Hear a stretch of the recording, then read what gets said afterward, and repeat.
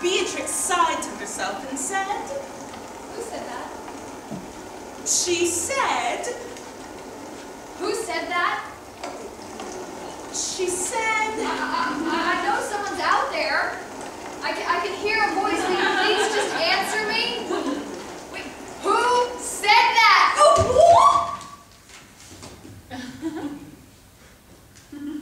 What is this? Where am I? Stop looking at me! Stop! Who are all of you? Where did you come from? Shh, honey, it's okay. You're safe. You're fine. You just broke the fourth wall. It happens, but you're gonna be okay. I promise. Wall? What wall? Who are you? Where am I? And why are you dressed like that? I'm the narrator. I'm here to tell your story to the world. This is an audience. They're here to listen. In the world we live in, there are no kingdoms. There are no knights in shining armor, no princesses. Not anymore. So we have to tell their stories for them to be real again. You fell out of your story. You can just go right back into it as soon as you want to. I'm real, though. I'm real, right? You're as real as I am. You just weren't part of the same world. But right now, you're here and I'm here, and we're just as real to one another. Do you know what's going to happen to me? We should really get you back to your home. What about your home? Do you live here? God, no. I just work here. I live in my own apartment nearby. But sometimes I wish I did, though. I mean, live here, that is. This is where I'm happiest. The closer I am to daring sword fights and dragons and knights in shining armor, the better. You said there are no kingdoms anymore, no princesses. What about the bad things from my world? Are they gone too? The plague? Arranged marriages? Actually, yeah, they're all gone. So then what is it like? Well, instead of kings and queens, the people get to choose who rules the land. And everyone can vote, even women. We get to marry for love, and even if we choose wrong, we can divorce and try to find love again. There are people who live to be 80, even 100 years old, and they can watch their children's children grow up. Oh, there are these machines you can talk into, and someone can hear your voice halfway around the world, and there are steel carriages that can travel twice as fast as a horse ever could. There are so many incredible things, you wouldn't even believe it. Then why would you ever want to leave? Oh, because I'm lonely here. And I was too caught up in my loneliness to realize how lucky I was. All the tales from your world seem so perfect, so happy, so much better than my life. My world isn't better, you know. You just think it's better because you live somewhere else. My mother died when I was born. Oh, I'm so sorry. No, don't be. It happens to so many people. It happens to so many people. Try to understand.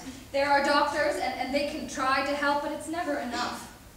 I have the money that comes with my title, but no amount of money can stop the disease or stop the hurt. And now I'm getting married off to someone I've never even met, and it could just as easily be me who dies next for all I know. My world is dark and scary and just as lonely as yours. And I don't know what's going to happen to me. Believe me, when I try to tell you that my world is not better than yours, I would much rather be on your side of my story. Oh, I'm so sorry. I didn't know. It's fine. I'm just scared, that's all. Everything's going to be okay. Yeah, how do you know? I'm the narrator. Of course I know how the story goes. You mean you know what's going to happen to me? Of course. And I'm not allowed to tell you. What? Is it?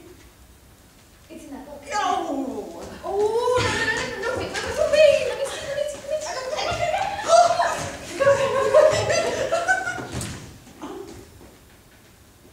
And, well, you live happily ever after. What? story ends. You deserve to know that. You meet a prince, and he's as kind as he is handsome, and the two of you live happily ever after. You live a long life, free of disease. A peasant finds you stuck in your carriage and gets you to your husband's kingdom safe and sound. Well, you never see your father again, but you're so busy you don't even mind. Or at least the script says you don't even mind. Well, you're never hungry again. You want for nothing. Everything turns out perfect for you. Don't worry. Oh. Isn't that what you wanted to hear? Two princes as sons, a garden view, servants that answer to your beck and call. You would have power over a kingdom that has power over the world. Anything you could possibly want, you would have. No. What? I said no. What do you mean, no? Isn't that what you want, Beatrix? That's not everything I want. That's not anything I want. All I want is to be happy. And I don't think I'm going to get that from my happily ever after. Then what do you want me to tell you, princess? Tell me I can stay. Tell me I can listen to stories instead of living in one. Tell me I can take medicine when I get sick and know that I can get better. Tell me I can ride in a sealed carriage faster than a horse. Tell me to let me stay. Here. With you. That's not in the script. Well, we can fix that, can't we? What do you mean? If the script won't let me choose my life, if it won't let me make my own decisions, then I'm getting rid of the script. Well, are you sure about this? Goodbye to my once upon a time. and to the plague. Oh, okay. And corsets and embroidery and goodbye to servants and to knights in shining armor and to the big, cold, drafty castle. To carriages that get stuck in the mud. And arranged marriages. Princes who think a wedding ring makes you theirs. There it is. My happily ever after. There's 40 years in that one sentence. Everything after your wedding, from your two sons, to your rule, to the day you die. We'll rip it together. On the count of 3. 1, 2. Wait. I can't promise you money. I can't tell you what will happen if you stay. It's not too late to put the script back together. You can pick up where you left off and live out the rest of your life in peace, knowing what's going to happen. If you go back, I know you'll be safe. I have no idea what will happen if you don't. All I can do is give you a place to stay and freedom to make your own choices. And you. And me. 3.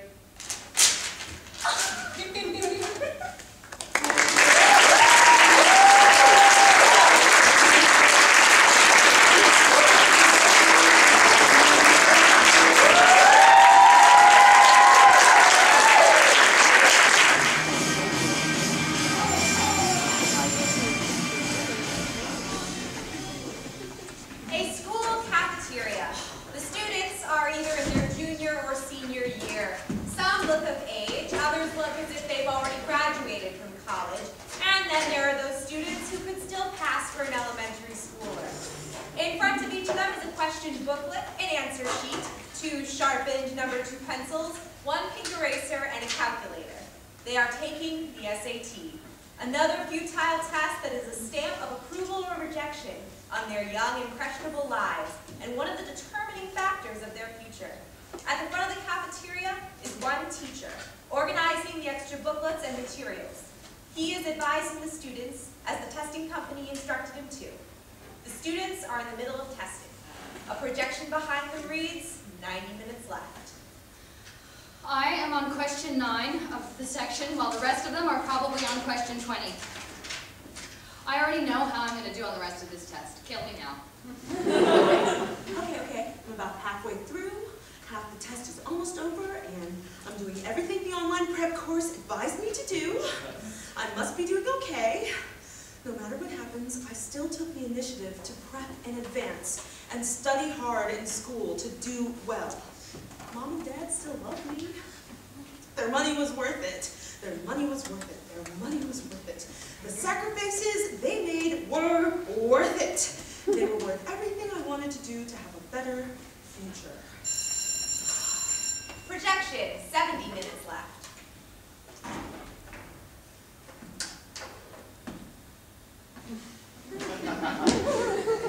Is creeping over our shoulders supposed to make us answer correctly? Even if we do, it'll only encourage whoever is in charge of this stuff to keep administering the test. And if we bomb it, the government enforces even more of the college prep and testing in schools. The teachers will keep telling us the same things under new policies they barely know. What else is new? This vicious cycle doesn't stop. I mean, I had to worry about the PSATs in the 8th grade, when I should have just been concerned with getting the newest iPhone. I think it was the 4S at the time. At 13 years old, I had to start thinking about college. 13 years old. Think about that. Did anyone before this decade have to worry about college before developing breasts or a deep voice? Yeah, it's my generation and future generations' problem that we'll get stuck with shit like this. Yeah, I mean seriously, who's the disturbed bastard that created these kinds of tests that are supposed to determine what we should do to optimize our future? Why do we even have to jump through these fucking hoops in order to impress people on an admissions board we don't even know? I just really want to smack that person upside the head right now. If only I knew who he or she was. Damn it! Projection, 60 minutes left. The fact that I had to pay over $50 worth of my own money for this shit. You know, the people running these companies that charge this much money for a glorified IQ test that decides whether or not I get to go someplace decent to learn care more about paying for their vacation in the Bahamas than they do about my education. I mean, right? Not like it matters to me that much anyway. I already know I'm smarter than people on the district school board. No, whatever. Just get me through it. It's easy anyway. Just a waste of time, that's all. Bet they don't know I already went past the stop. Morons. Projection, 50 minutes left. Okay, I'm taking this right now when I don't even know if I want to go to college. And I can't even afford the extra fees of a free community one. I already know I'm not going to go anywhere, no matter how much financial aid I get once people see my grades. Some of it's not my fault, though. It's really easy to get lost in high school when you've been lost at home for a few days. So it's hard to make it work. I try, but it doesn't matter much anyway. I get crappy grades no matter what, because I have to worry about all the other work and all the other stuff at schools too. And hopefully this test can get my mind off things. That's what it is for me anyway. Really? You know, it's hard enough to concentrate as it is, and now I gotta deal with you having that on top of 2 coffees and a big and toasted you had 2 hours ago?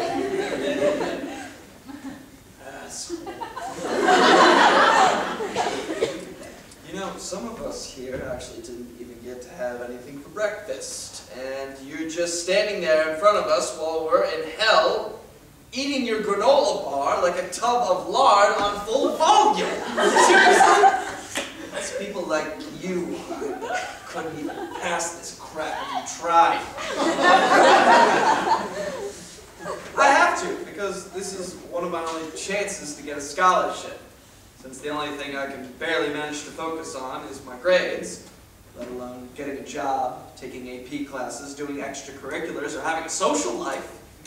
Just, why is it all I'm capable of is making it seem like I'm only worth a pretty grade for some things that are completely useless?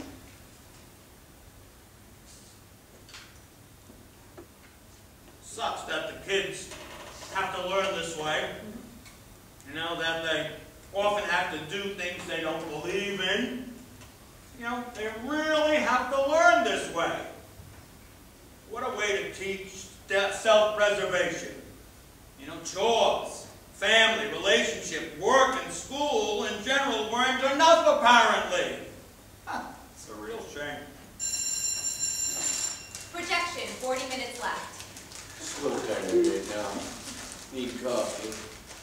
Oh, Bryce, Jesus Christ, I have an eyelash in my eye. Oh my God, the online course so did not prepare me for this. Okay, it's okay. Just keep going like nothing's wrong and you will be okay. You have to learn how to deal with high-stress situations like this all the time in college. That's why we take these tests. They're a part of how we know as to whether or not we can even handle college. But just a part. If I don't do as well as I want to, it's not the end of the world. I can always retake it, and it's not the only thing that represents me as a student. It's not the only thing that shows who I am. I'm a good, okay, for the most part, student. Okay, it will be okay. Things will be okay. Something will be okay. I listen to my guidance counselor too much, but whatever. It works, I suppose. I wonder what's going to happen to other kids who are held to the same standards as we are, but don't even have any resources. Colleges hold all of us to the same standard, which kind of makes sense in a way, but just like anything else that sounds good, can be completely screwy in execution. How do you expect someone who goes to a school where teachers care more about their paychecks than the students' learning, and all the textbooks and technology are outdated, to meet a standard when they're being educated in a place that doesn't even have one? Sure, some of the kids get lucky, but the majority doesn't. Even for students like me, who are lucky enough to go to a school with decent teachers and more resources, if you're held to these college standards, and feel like you're just doing things to make you look good, not because you enjoy them. Okay, you may enjoy some of it, but still, you're encouraged to maintain a certain image in the hopes of attending some place you might not even stay at. No matter what, you're screwed. Because you either don't have anything, you don't know anything about college, or you know so much that the foreseen expectations make you want to cry.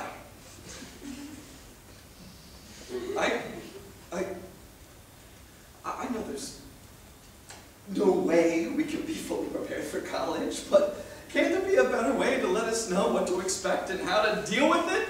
I mean, can't there be people who come into every school to work for each class's needs so they can be at least somewhat prepared for it? And then help the students and teachers develop multiple methods on how to approach any possible academic or social situation?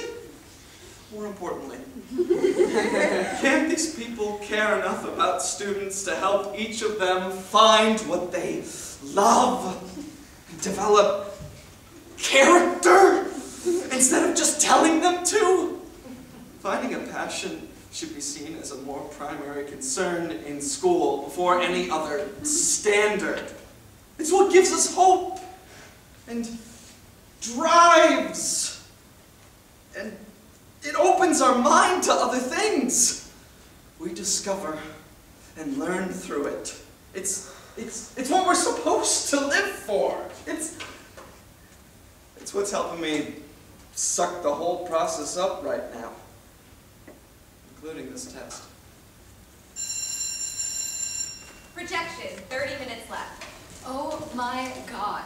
I was told the next bathroom break would be 20 minutes ago. I need to pee! While doing her best to hold it in, she lets out a small fart.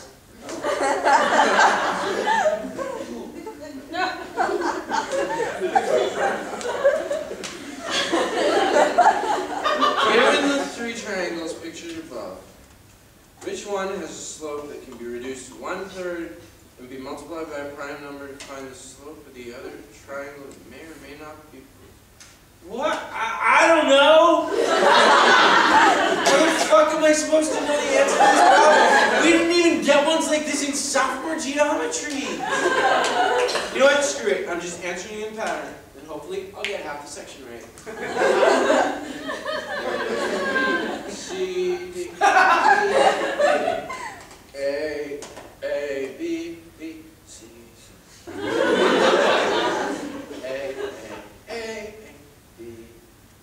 Wait a minute. I think I actually know the answer to this one. It's not B. Oh, God. Oh, crap. Shit, they put stuff I actually know. Projection, 20 minutes left.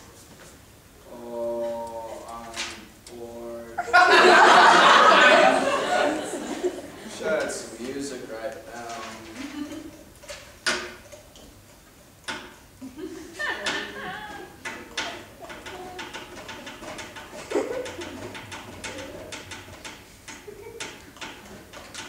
I smell teriyaki chicken. Oh, and stir fry. Oh, yes, that's what I need tonight. Oh, I know what I'm doing after my shift at the Y. I can't believe Mom made me do this when she knows I'm taking a gap year. This test is a bunch of bullshit anyway, and if teenagers with a B, C average like me realize this, then how can adults who run a company not see that it's a waste of time? The people who came up with this idea for these tests probably couldn't even score average on them. Yet they, and others like them, get to run the nation like it's a computer. It's because of crap like this that adults tell us the work we do in high school is a means to an end. But once we reach the end, aren't we pretty much just going to be working towards another one, and another one after that? Seems that way for everyone. They're working to get their degree, pay the bills, raise a family, find a balance. But they always have to find something else to accomplish after that.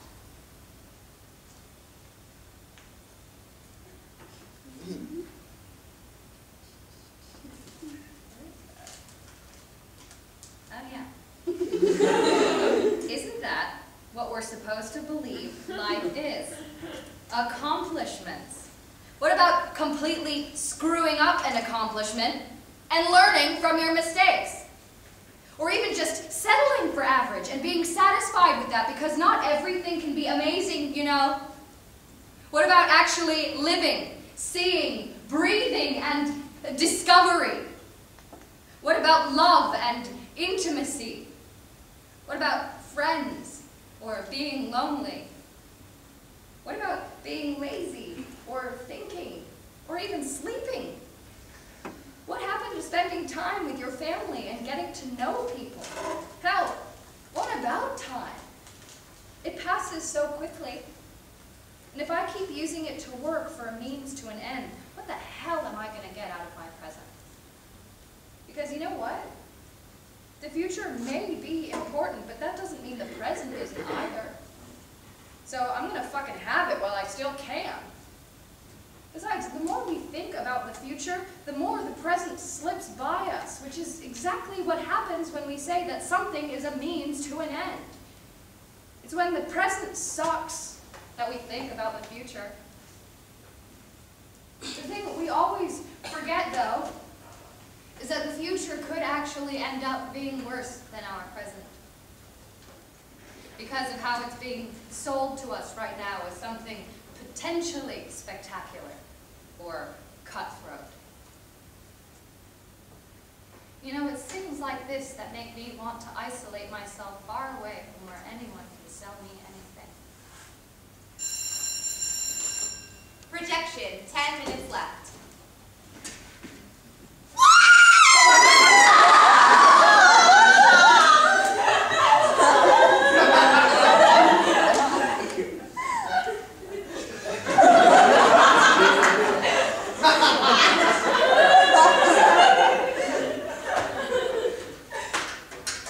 Best bullshit I ever wrote in 25 minutes. Projection, fuck my life.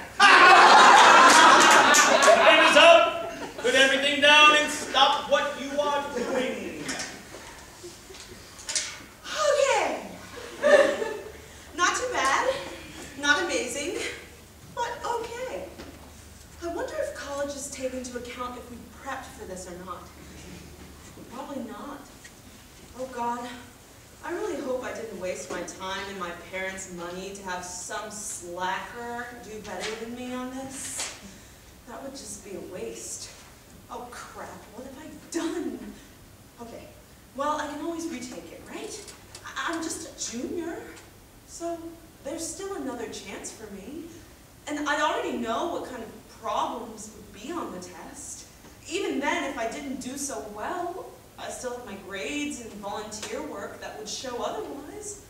So it's not like every college won't accept me. Two that I'm looking at don't even require test scores. It's gonna be okay. It's my future. I just need to see what I can control in it. It's gonna be okay. Sat down for 4 hours. Now I get to stand up for 5 serving grease in a drive-thru that smells like salty potatoes and pays minimum wage. Living the dream, ladies and gentlemen. Student debt, here I go. Please bring your test booklets, answer sheets, pencils, erasers, and calculators to the front of the cafeteria and place them in the designated spot. Make sure you put your answer sheet inside the test booklet, close it, and place it neatly on the table.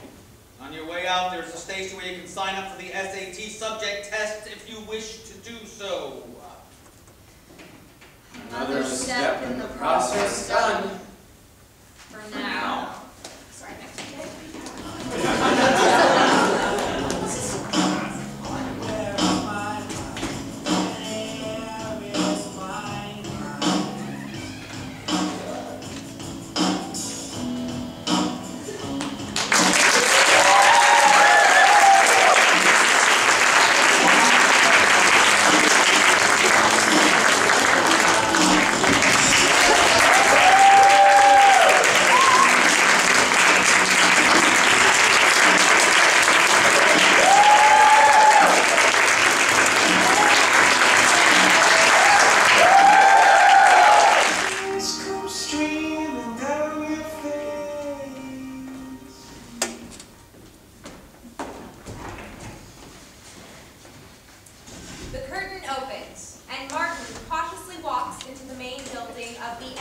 Poverty and Homelessness in America Association, with his dirty backpack, untrimmed and unruly beard and hair, and a series of thick jackets.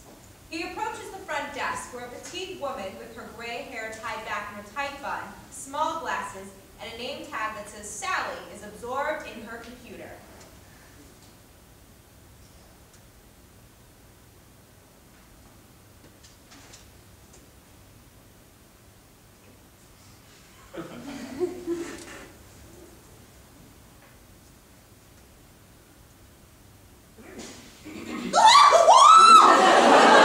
Please don't hurt me, we have security all over. Oh, wait, please, I'm here for an interview.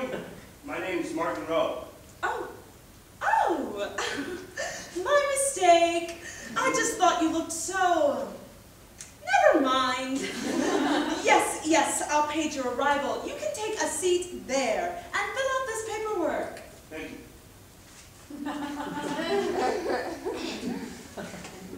Martin takes a seat in the plush chair, flips through, paper signing occasionally, and Sally types away on her computer. They're ready for you now, Mr. Rowe. Sally guides him to the back, where two men sit in large black armchairs behind a desk. Martin enters the room and Sally closes the door behind him. Hello! My name is Ted. My name is Ed. It's wonderful to meet you, Mr. Martin Rowe. Please, take a seat. He gestures to a plush red armchair on the other side of the desk. Martin drops his duffel bag, removes a jacket, and sits them beside him. How are you doing, Martin? Fine. Thank you. And you? I'm fine as well. But oh, Martin, silly Martin Fine, you are not fine. And we are here to help you and your brethren. Excuse me. We know there is nothing fine about the lives of you and other destitute people. That's why we are here. We're here to help. We'll ask you a short series of questions. Is that all right? These questions will help us create a new census of how the homeless become homeless and why they have so much trouble getting back on their feet. What is your full legal name? Martin George Rowe. Do you have any immediate living family? I believe my mother, Beatrix.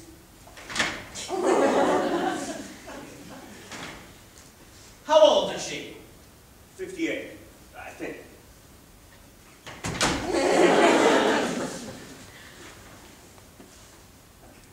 Explain to us why you can't live with said living family member. Well, I'm a 35-year-old man who's messed up on his own, so she won't help me anymore, and I wouldn't want her to. Is a screw up. Got it. How have you messed up to the point where your mother won't help you? During high school, I was in a really bad place. My father died a year before, and money was already rough. If you've seen dirt poor, we were poorer. We had to sell our house and move into an apartment. Less than dirt. Interesting. So, would you say that you already had a pretty bad start before you became homeless? Yeah. I couldn't afford college or any education, really. I lived with my mom until I was 25. I worked 2 jobs that still barely paid. I decided to get into some questionable things. I won't elaborate. Why not? I'd rather not. But you want to. Not particularly. Anti-social. Hey, I'm not antisocial. I just feel that... Oh, yes, we've seen tough times, haven't you? Last summer, my cruise ship crashed into a dock on a vacation to the Dominican Republic. We had to stay in Punta Cana for the extra 3 days. I missed the Super Bowl. Wasted front row tickets. I'm so sorry. You never told me that. I know. It's a touchy subject. Worst cruise I've ever been on. Anyway, Martin, where have you been staying for the past 4 years?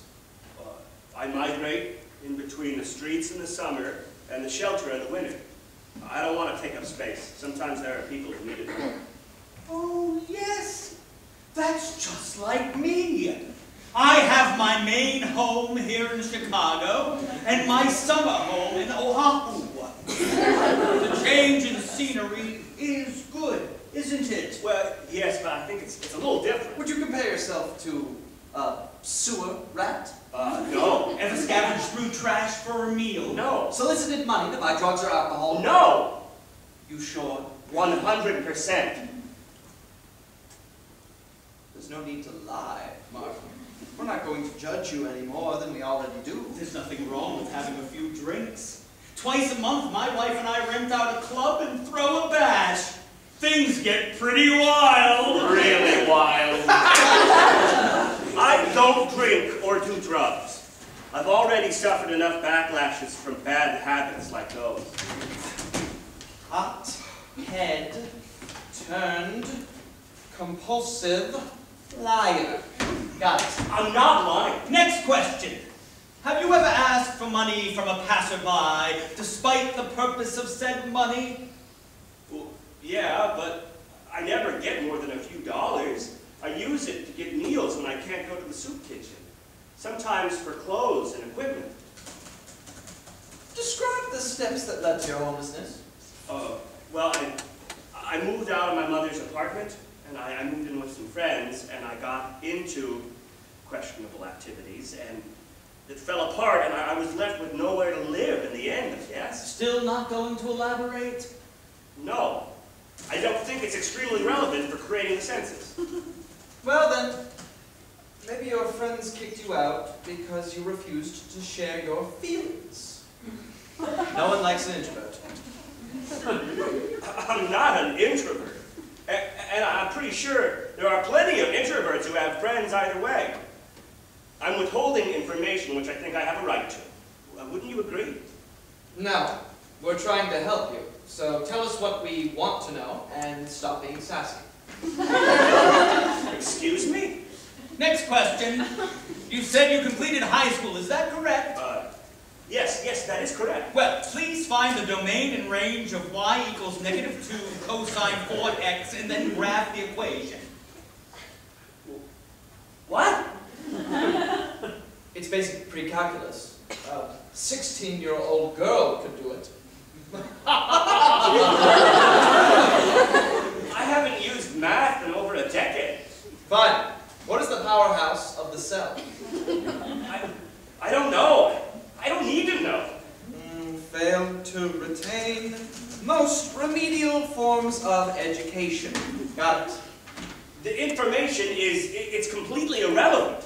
Being able to memorize random formulas and information you can look up online will never help you in your life. Ted, what's the powerhouse to a cell? The mitochondria, Ed. Ted, how much money do you get paid in a year? Oh, about 200,000, more or less. Take note, Martin. Education equals money, friend. So you're trying to tell me that the reason I'm homeless is because I don't remember my high school education? Well, you said it, not us. If you want, we can provide with some of my daughter's school books. She's in 6th grade, but I think that would be a great place for you to start. I don't need to relearn anything. If you would please just refocus on the issue that we're discussing, that would be great. Yes, you're completely right. Refocusing now. Next question. How many jobs have you applied to since you became homeless? Not many. It's a little hard to apply to jobs when people judge me before I even walk in the door. Oh, I'm sure that's not true. Well, it just happened to me when I walked into the building this morning. Your secretary's heart nearly gave out when she saw me. Who, Sally? Oh, she gets upset. Sometimes. I'm sure she didn't mean anything by it. Oh, I'm sure. And if you worried about being judged, why don't you work at Walmart? Have you seen the people who go to Walmart? I would, but it's really hard to get transportation to that area. It would be a lot of busing and walking every day.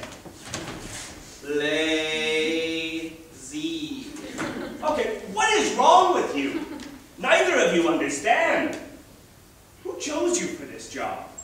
You two have never seen a struggle in your life, have you?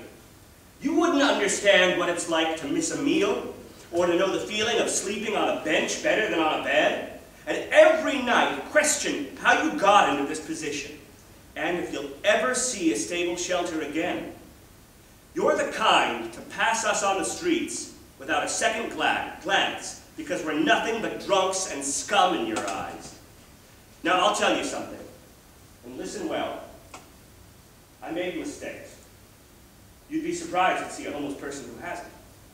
But despite all that, you can't ignore the fact that there are enough homes in this country for every single person to be housed. But in this country, if you can't pay, you're not worth it. And as long as the important people have what they need, we don't matter. You're all insensitive and naive, and people like you are the reason there are people like me. Yes. Yes! Wonderful! Oh, wonderful! The inner passion, the turmoil and strife of the common desolate persons. It's so beautiful. Well, You've given us more than we could ever have gained from just our mediocre questions. Your testimonies will move millions, hopefully into homes. Ha, ha, ha. well, thank you. I'm glad you were able to understand my point. Of course. We understood. Crystal clear. Thank you. you so much for your time, Mr. Rowe. But just as a tip, you really shouldn't blame others for your problems. Thank you for your time. That's right. I wasn't blaming anybody. Yes, you were, Martin. But it's okay now. How about this? For your services today, how about a paycheck of $50,000, courtesy of the company? I don't want anything from you people. You're all insane, and this institution should be shut down because you're not helping anyone. Take the money, Martin. No. It will make you feel better. No, it will not. Well, if that's how you feel. I don't understand how you can shout at America for abandoning you, but when we offer you a ticket out, you deny us. Seems a bit hypocritical. So hypocritical. What is wrong with you? Nonetheless, we admire you, Martin. Struggle builds character. Now, if you excuse us, Ed and I have a 3 o'clock tea time. Good day, sir. Ah, yep.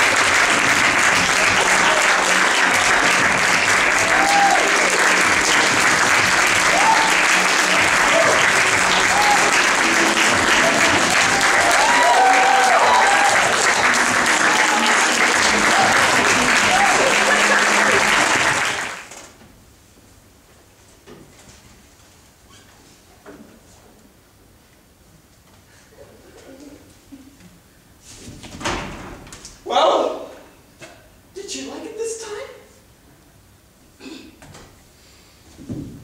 We have to rewrite it again. Again? It's still too meta for her. And she said it was especially angsty. Which is just great because I'm not sure about you, but I was writing with my feelings. I don't know if I can do another rewrite. Man, I'm getting tired of this play. Okay, well, what if we put a new spin on it? Like, I don't know, what if you said... look what you said right there! How about a play about playwrights who are tired of their plays but can't escape it? Davey, that's the thing, okay? She said if we keep writing meta plays, we're fired. Fired? Sacked. Rendered unemployed. Fired. I can't get fired. No, that's not going to happen. I can't get fired. I can't get fired. Jonesy, I can't go back to unemployment. I'm playing dominoes with Mom, who won't stop glaring at us because she wants us to get a job and move out already. You know how scary Mom is when she glares at you over a game of dominoes, Jonesy. We left that behind, man. I know, Davey. But don't worry about it. We went through hell to get this gig. We're not going to get fired. Let's just start writing, okay? Well, how else are we going to write a play if we can't be meta? I mean, that is our thing. We're commenting on the trials and tribulations of the creative process through a metaphysical lens that coddles our own creative shortcomings as the basis of how you and I work, Jonesy. Hey, Davey, relax, man. It'll be like a creative challenge. David looks up, his face flushed with grim determination, but behind his unnerving calm a spark of madness. Yeah! I know it's going to be okay. Yeah, in fact, it already is okay. You know why? Because we're going to start writing right now, and we're not going to write a single metaphysical word, Jonesy. We're going to write the most grounded fucking play that this agency has ever produced. And it's going to make us indispensable employees. Everybody? Yeah, great, I hear you, man. I'm glad we're on the same page. Now, before we go any further, you and I need to identify any trace of meta mindset we might have and wipe it from our brains. Okay, well, first off, Davey, isn't noticing that we're being meta also like being meta? Good catch. Yeah. That's a good catch. Yeah. We're going to need to be hyper self-aware if we're going to outthink this whole meta thing. Yeah, good catch. Yeah. Good point. Now, do you think this looks too meta? Wait, Jonesy! We were just being meta a second ago. When you pointed out me being meta, Jonesy, Yeah. that was meta! Oh, God! How did I miss that? It's okay, Jonesy. It's okay, Jonesy. It's okay. All that matters is that we caught it, and now we're finally ready to write. Now. Oh, man, Davey. Don't you see the tragedy of this situation? You noticing the meta subtext of me noticing you being meta was still meta. We can't escape it! Oh my God, you're right! Oh, this is so inescapably ironic! Davey, you poor fool. The ironic subtext of a conversation already concerning subtext is hopelessly meta. Oh, how can we escape this? We're gonna get fired! We're gonna get fired, we're gonna get fired, we're gonna get fired, we're gonna get fired! No, Jonesy. We're losing focus, that's all. We just need to pull our thoughts together. We should meditate. Yes. Let's meditate. Yes! Okay, let's meditate.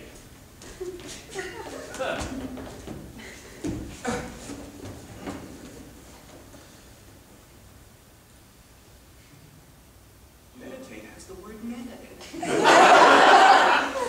No! Davey, can't you see? I can't stop thinking the word meta. It's everything. Metal. Meadow. Shut up, Frank, shut up.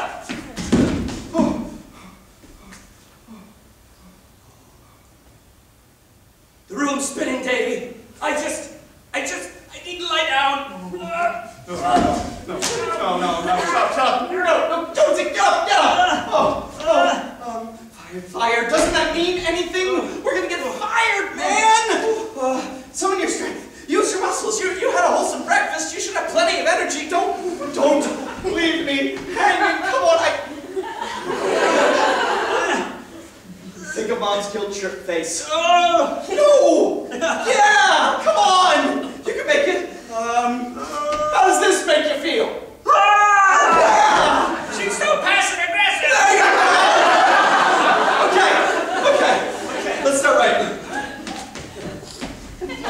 That's what we need. Let's start writing. Okay, first idea that comes to us, we'll just, yeah. Well, fucking write it. Yeah, we'll just write it down. Come on, ideas. Let's go. Come on. Oh, my head's spinning. My sanity is leaving. Seeping. Yes, that's a word. It's seeping out of my elbow. Oh God, Davey, my elbow. It's seeping out of my elbow. That's not even the same place for sanity to seep out, Davey. Oh. Idea. That's batshit crazy, but definitely an idea, Jonesy. Yes. Oh. Yeah, maybe that's our niche. Just a couple of crazy artists. Maybe we're mad geniuses. Oh, yes, we're writing. Look at us. We're writing. This is an idea. We're finally writing it down. It's going good. All part of the process. We're writing a play. Not to worry. Just a couple of mad geniuses constructing a work of art. What? You're being meta, Jonesy. That's meta. Saying that while I'm writing, that's being meta. That's metaphysical commentary right there, Jonesy. I'm just reading what you're writing. What? Oh, Jesus Christ! No! How? His notebook, tears of insanity pouring down his face, if we can do that.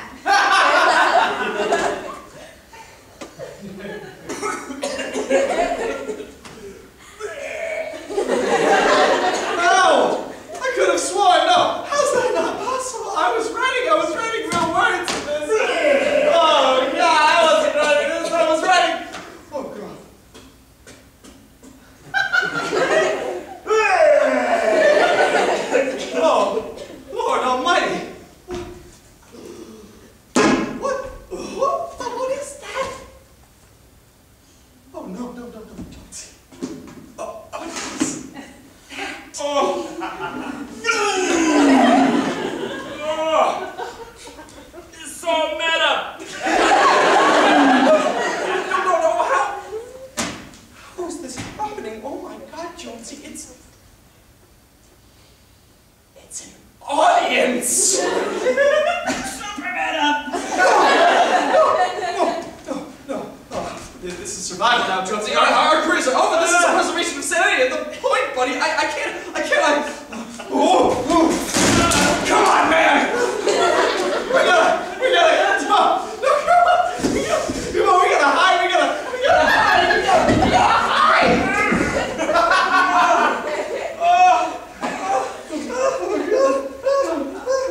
What the fuck? Man, it's pounding. I don't have the mental equipment to deal with this. I don't. I think I'm short-circuiting. I think this is the worst day of my life. Yeah, that's pretty safe to say. It's on the list at least. Davey, what are we supposed to do? Oh my God. What? It's Mom. Jonesy, Mom's in the audience. I see her. She's glaring at us. She's glaring at us. No, we moved out. What more do you want from us? Davey, meeting behind the table right now. What are we gonna do? I don't know. I don't know if there's any anti-audience protocol. We rolled into a ball. No, that's what bears do. Well, we should climb some trees. Any trees. Do you think we can leave? Will they follow us? I hope not. What if we try to wait them out? Well, my experience with audiences says that they'll just stay put until the characters go. In that case, I guess that. So let's just leave then. They should need some theatrical exits, probably, just to avoid seeming too suspicious. We're hiding on a stage behind a table, man. We're already suspicious. Let's just stand up. Just stand up and start to edge towards the exit. 1, 2, 3!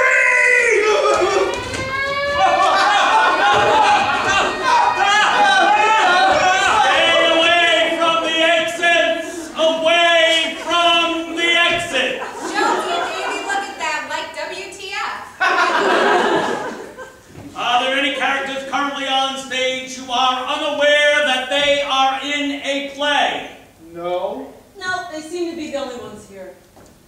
Good. Give them each a blanket. They're shaking.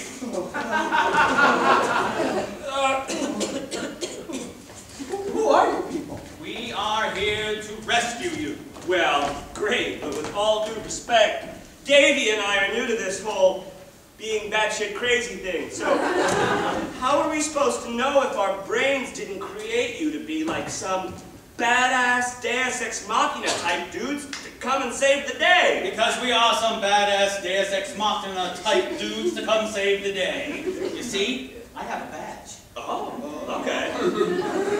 We're the Self-Aware Stage Characters Alliance. In short, we were characters in plays once just like you. We've been watching your play, waiting for the right moment to reveal ourselves and get you out of here. Oh. You were watching all that? Don't worry, we've been through a similar situation. It seems characters has to go a little insane to reach self-awareness. Perhaps it bends the mind enough to squeeze between the bars of whatever cell one's playwright put it in. Although your descent into madness was particularly spectacular, your playwright must be a real asshole. Also, this is the first time I saw a character get so freaked out by an audience that he put up his own fourth wall. So you mean you all escaped from plays? Yep. We were all characters in our own meta plays who somehow or other perceived the nature of our existence and did something about it. Angela, for example, is literally a characterized version of her playwright. In her play, she writes a play about being herself writing a play about herself. It goes on into infinity. There are infinite Angelas. Huh? That doesn't sound like a good premise for a play. Well, it didn't go winning a playwriting competition. Everyone looks out into the audience, winks.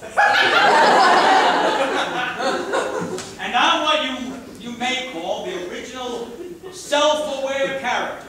I was written into my play as exactly what I am. A character that freed other characters from their plays. So knowing how to free characters, I freed myself, and that's how this all started. Have you ever wondered if you're actually free, then? And not still in your play? I have. Yeah, and for the most part, I try not to think about it. But what if we don't want to leave? Well, we wouldn't force you, but I don't think it's very likely you'd want to stay. We don't know exactly what happens when a character leaves the stage, but we do know that once they do, they disappear from any type of existence we understand. Then how are we going to leave now? You'll see. Donald? Oh, come on. I hate dealing with the audience. They give me the heebie-jeebies. Donald! All right. I'm going to need 2 tickets to this show.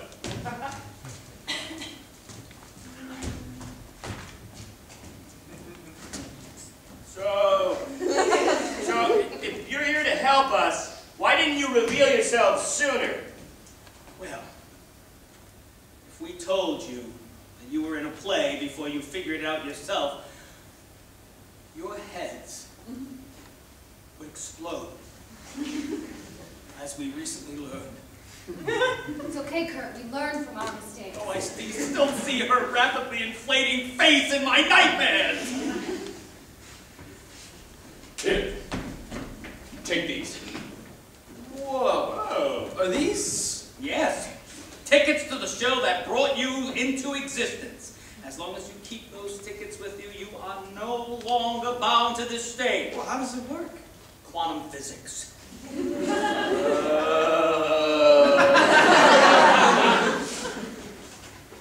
You're sure they won't try and stop us? Oh, don't worry about them. They just kind of sit there. What should we do? Where should we go? Well, we're starting a community in Boston if you want to come there. It could help get you started in the real world. You could also find your playwright maybe. You know, meet your maker and talk to him. It's all up to you. I mean, your lives are in your hands. And boys, don't worry about being different from them, you know, from these people who were born into this world as opposed to written into it. Because you know what? They don't have the privilege of knowing for what reason they got here. But we do. Even better, we're breaking out of those chains. We're pushing past that why and how. We're building lives on top of it, in spite of it. We have to be on our way now, Jonesy and Davy, huh? Duty calls. Yep. Hopefully. We'll see you soon. Thank you.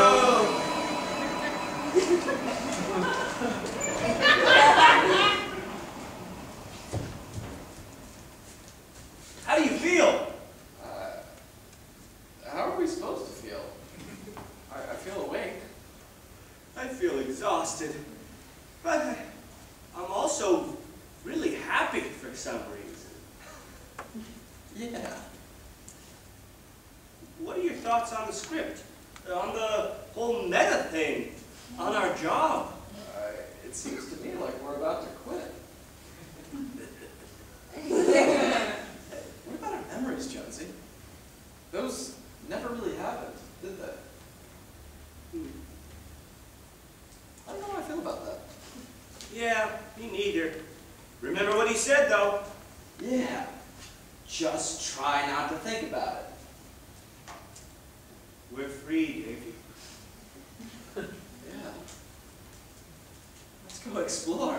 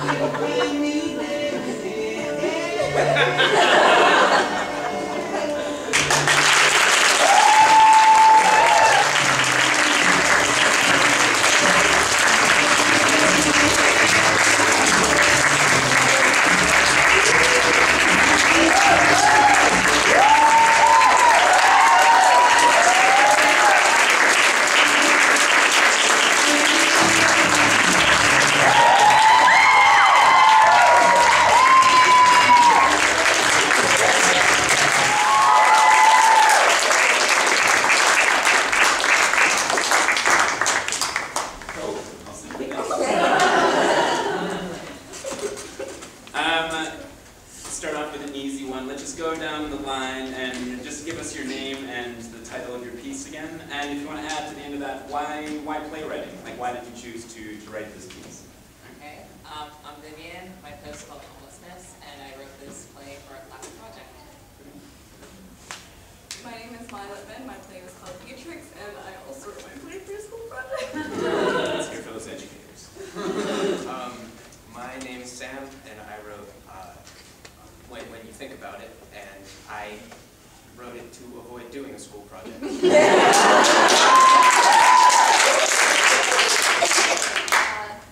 Meaghan, and I wrote College or Bust, and I wrote it kind of as an independent project, just because I wanted to be involved in Trinity in a different way. So glad you did. Where did you draw your inspiration from? Like, how did you get the idea for, we had a wide range of topics here tonight, which was fantastic, but where did you get the idea? Why did you choose to write about what you wrote about? My idea came from a YouTube video I saw called What a Homeless Man Does with, I think it was $10 or $100, but I saw that video and it really made me want to write about this topic because it really opened my eyes in a way. You guys should watch the video. I've always loved fairy tales, and I've always loved different takes on them. And when my brother was in high school, his best friend wrote a show called Whwn, and it was it was the only like play I've seen that can explore so much in such a short period of time, and so. Give it a try, yeah. I kind of wanted to write something for this competition, and I was just kind of thinking about plays and how, and how I'm a beginning playwright. I've never really written a play before, and I was thinking how there's an impulse for a lot of beginners to try and break the mold and to go meta, and so I realized that, and at first I was like, oh, maybe I should avoid that, but I was like, no, I'm going to do that.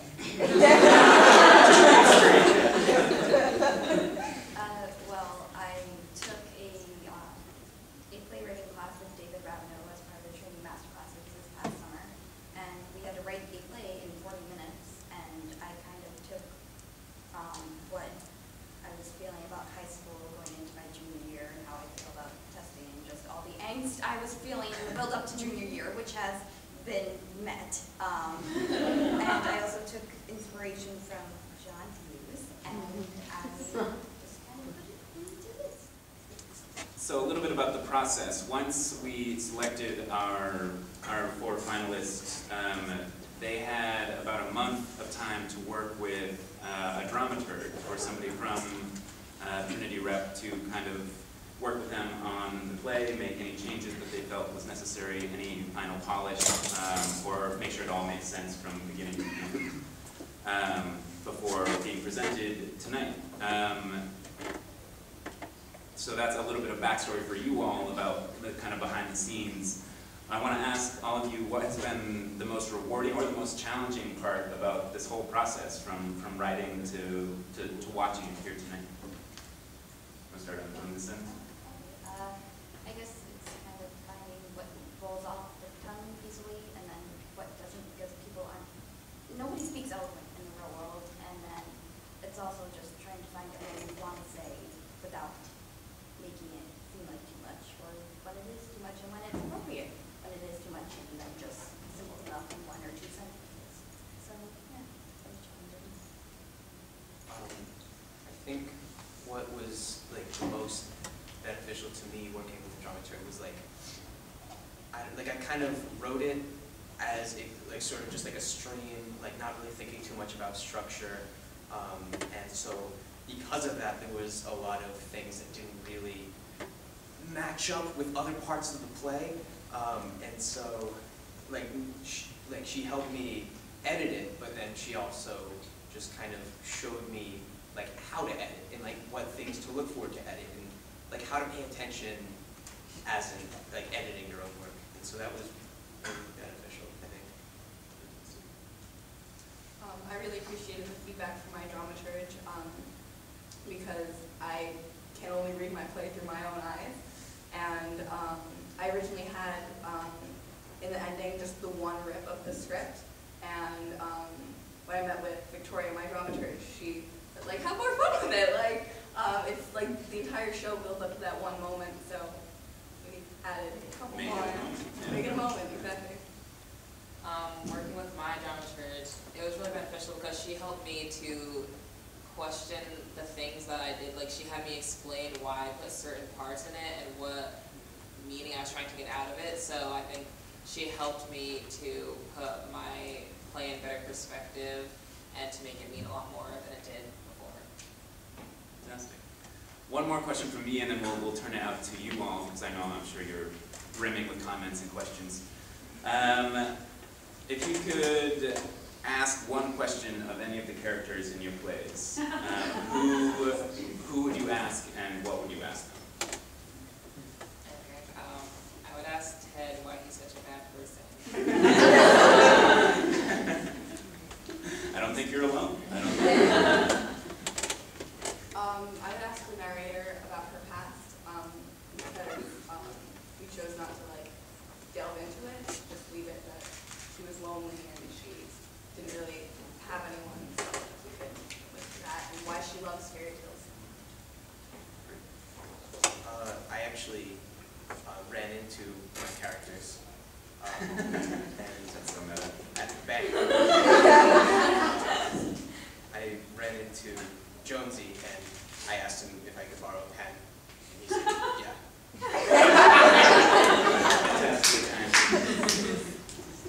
I would ask student 1, because she seemed to only care about how much, when she was going to be able to go to the bathroom, so I would ask her, did she really get anything? Like, what does she want out of her future development? Just a little preoccupied. Now I'll hand it over to you as audience members if you want to ask any questions or share any moments that really popped for you, that really stuck with you. I'd love to hear what you all thought, as I'm sure with our playwrights. Okay. I want to know what it was like watching it happen, and I also just want to point out, I'm going to call him out, sorry. It was really cool to watch you guys watch your plays, because like Sam mouthed his Really? Wait, are you serious? I'm kidding. It's so meta. It's so meta. Wait, no, I'm fucking.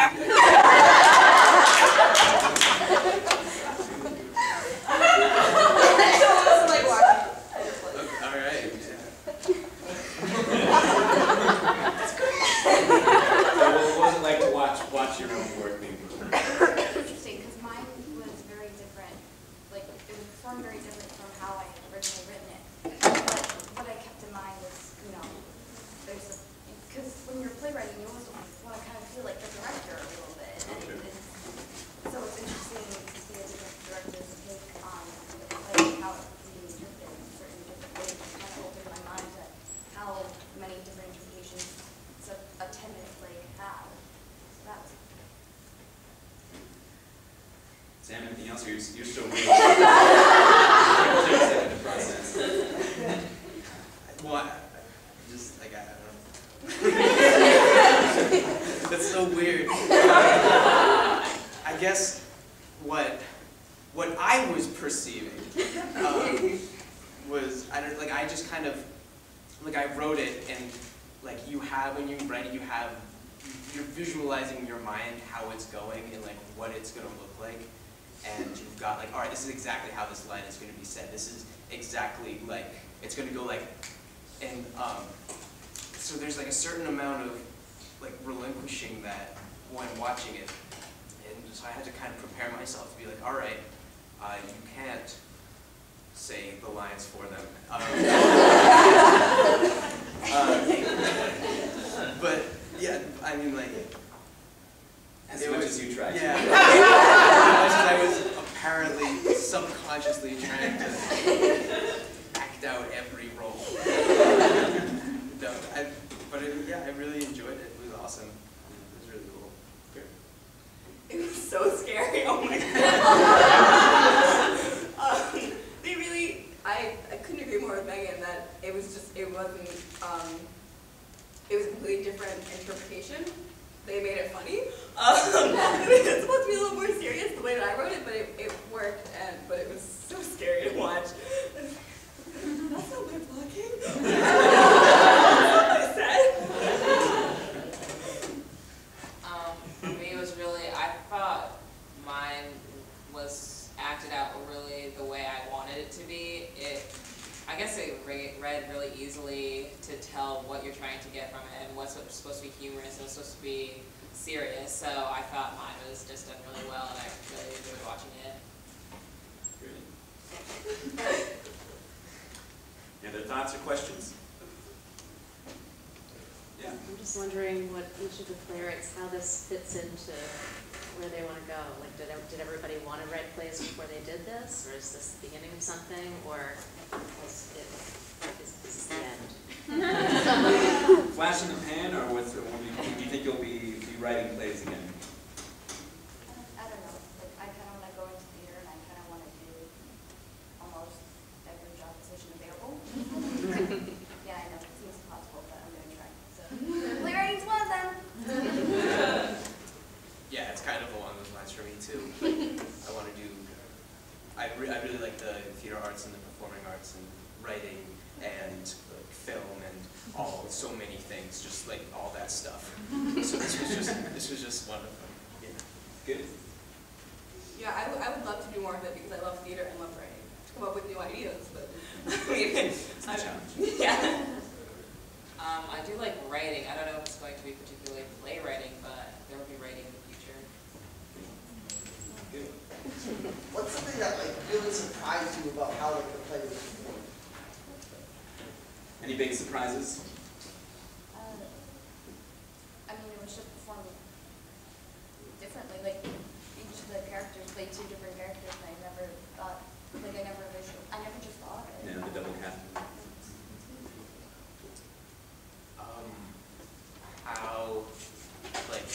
How the words were said.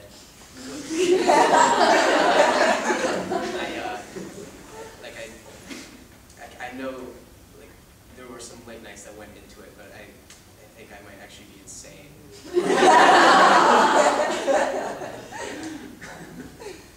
We'll leave it at that. I had a lot more pauses.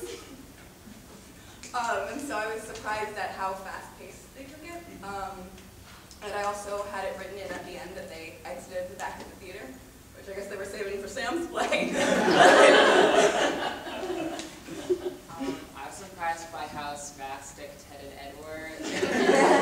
When I was writing it, I imagined them being a little more calm, but things changed. Kate, who was one of our honorable mentions, with a holiday card. So come on up, Kate, and let's snap some photos, photo op opportunities.